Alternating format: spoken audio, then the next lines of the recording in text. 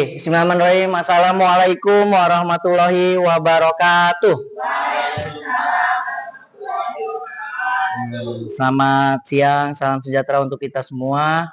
Pertama-tama saya ucapkan terima kasih kepada Bapak Kepala Sekolah yang sudah memberikan izin dan waktunya untuk saya menuntaskan tugas PKG PJOK, yaitu mengenai RTL, praktik baik dan menggerakkan komunitas belajar. Lalu selanjutnya juga saya terima kasih kepada Bapak Ibu guru yang sudah menyempatkan waktunya untuk hadir di sini, mendengarkan dan melihat hasil rencana program saya yang akan nanti saya bawa ketika presentasi PKG PJOK. Oke. Perkenalkan Bapak Ibu semua, saya Muhammad Okta Firdaus, gelombang 2 kelas 18 PKG PJOK Jakarta Utara 2. Di sini saya ingin berbagi praktik baik menggerakkan komunitas belajar tentang rancangan pembelajaran PJOK berbasis proyek dengan Sport Education Model atau SEM. Oke, latar belakang yang pertama, SEM ini merupakan salah satu model pembelajaran PJOK yang berkelanjutan dan bermakna bagi murid. Karena SEM ini menekankan pentingnya memberikan pengalaman bermain peran untuk murid dan dihadapkan pada situasi yang mencerminkan kehidupan nyata di dunia olahraga.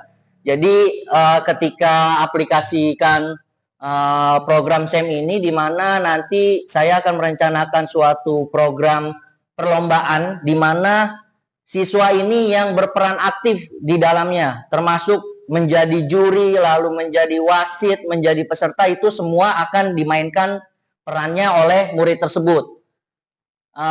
Lalu mereka akan mengembangkan pemahaman yang lebih dalam tentang peran dan tanggung jawabnya masing-masing, terutama dalam meningkatkan partisipasi serta individu.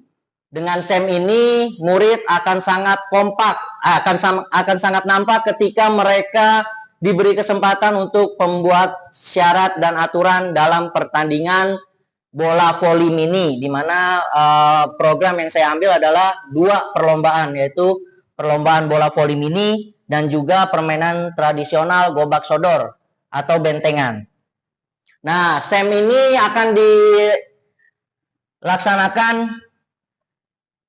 dilaksanakan kompetisi voli mini yang tadi saya jelaskan dan juga permainan tradisional gobak sodor, di mana hal ini bisa menjadi salah satu program pembelajaran PJOK pada kelas-kelas lainnya, karena saya rencana program ini hanya saya aplikasikan pada siswa kelas 4, 5, dan 6. Karena saya merasa mereka sudah kurang lebih sudah memahami tentang peraturan-peraturan dasar dalam permainan bola voli mini dan juga gobak sodor khususnya. Tentu harapan saya program ini untuk selanjutnya menjadi proyek sekolah yang dapat menanam kerjasama murid, dan juga proyek ini saya pilih karena sekolah tentunya memiliki aspek manusia seperti kepala sekolah yang selalu mendukung praktek baik yang dilakukan oleh guru-guru, lalu juga rekan sejawat yaitu Bapak Ibu guru semua yang mampu berkolaborasi dengan baik, serta murid-murid yang aktif dalam bidang olahraga khususnya.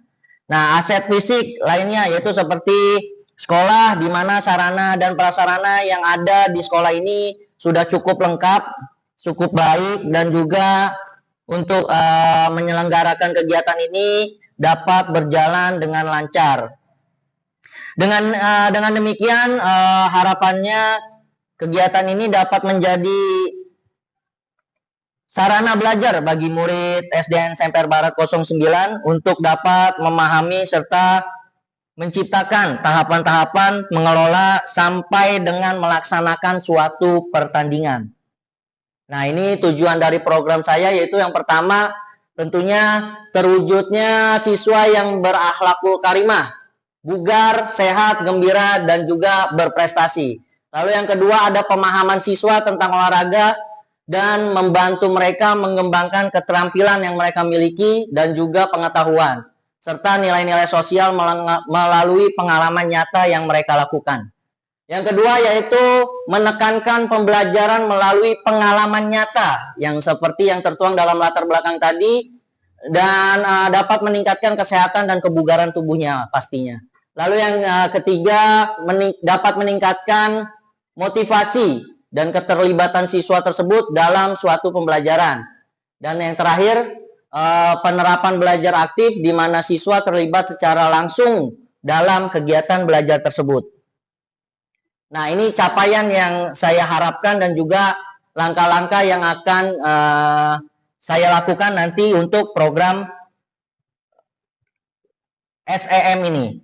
Yang pertama yaitu capaian dan tujuan. Yang pasti yang pertama adalah pemahaman tentang aturan. Karena sebelum anak-anak terjun langsung ke dalam program ini, pastinya saya akan memberikan pemahaman tentang aturan-aturan khususnya permainan yang akan dilombakan nanti sehingga tidak ada kesalahpahaman nanti ketika pertandingan berlangsung. Lalu yang kedua pengembangan tentang keterampilan individu. Nah, ini juga dapat mengembangkan keterampilan individu. Jadi siswa tidak hanya berperan, biasakan siswa berperan hanya sebagai peserta. Tetapi di program saya ini saya melibatkan siswa-siswa yang sudah memiliki pengetahuan yang lebih untuk ikut berperan menjadi wasit misalkan atau menjadi juri untuk memberikan nilai dan lain sebagainya.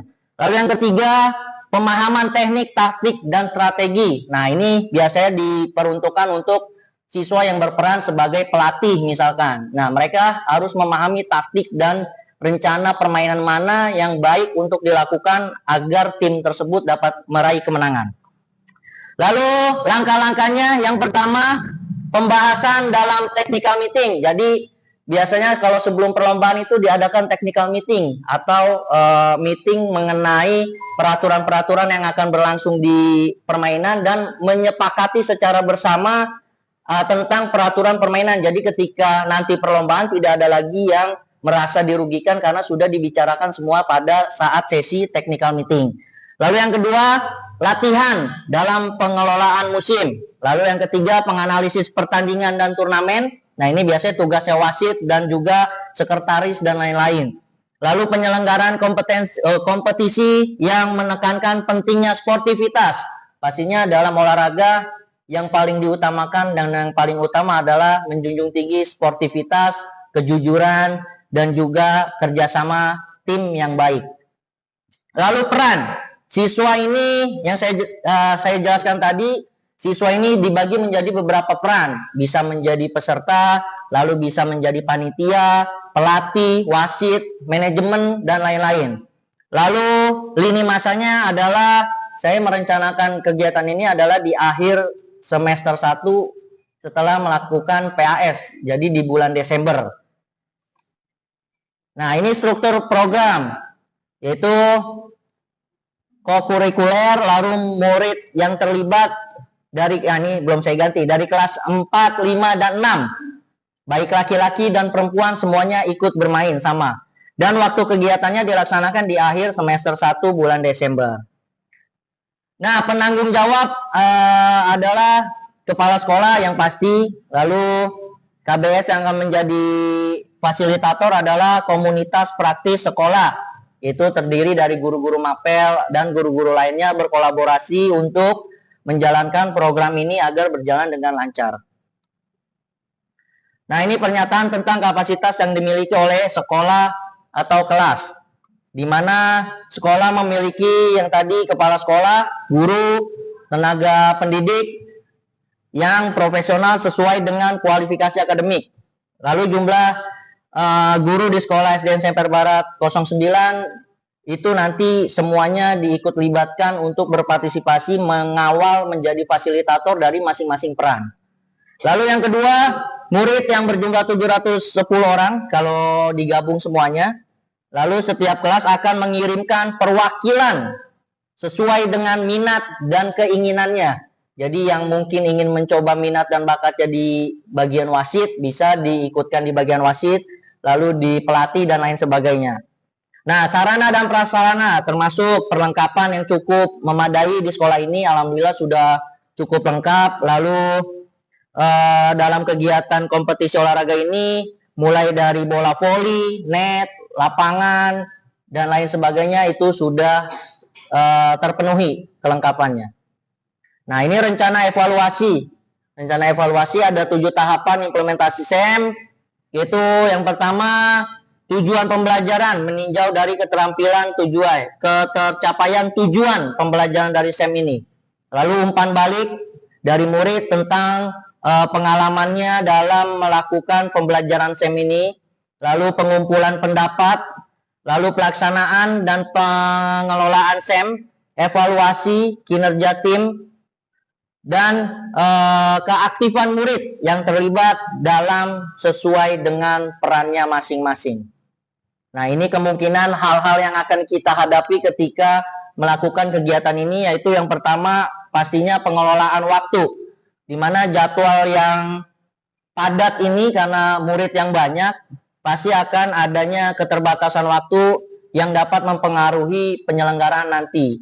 Lalu yang kedua ada faktor alam atau cuaca. Karena kita menggunakan lapangan outdoor di luar, jadi akan ada sangat kemungkinan apabila cuaca buruk atau hujan, nah itu kita harus bisa mencari solusi terbaik bagaimana agar pertandingan ini tetap bisa berjalan.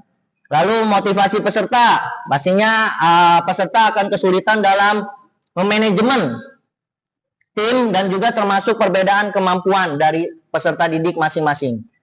Lalu solusinya mungkin yang pertama yaitu adalah penjadwalan yang lebih efisien dan efektif agar kemungkinan tantangan yang pertama bisa terjawab.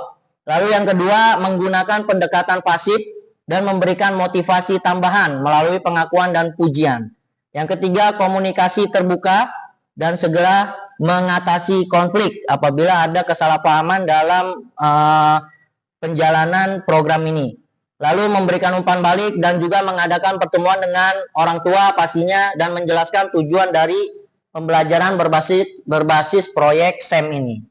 Oke, mungkin itu saja paparan dari saya. Mungkin Bapak Ibu ada yang memiliki masukan ataupun tambahan, saya persilahkan. Atau sudah cukup? Oke.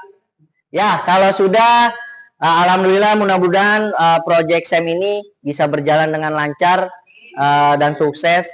Sekali lagi terima kasih untuk Bapak Ibu atas waktunya. Saya akhiri, mohon maaf apabila ada salah-salah kata. Wassalamualaikum warahmatullahi wabarakatuh.